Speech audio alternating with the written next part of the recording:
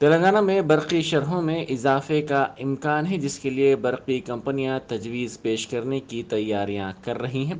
گھریلو زمرے میں فی یونٹ 50 پیسے تا 200 یونٹ سے زائد پر 1 روپے کا اضافے کا امکان ظاہر کیا جا رہا ہے۔ وزیر اعلیٰ کی منظوری کے بعد اس تجویز پر عمل کا امکان ظاہر کیا جا رہا ہے۔ ڈومیسٹک کمرشل ایچ ڈی تمام زمروں کی برقی شرحوں میں اضافے کے لیے ڈسکامس تیاریاں کر رہا ہے۔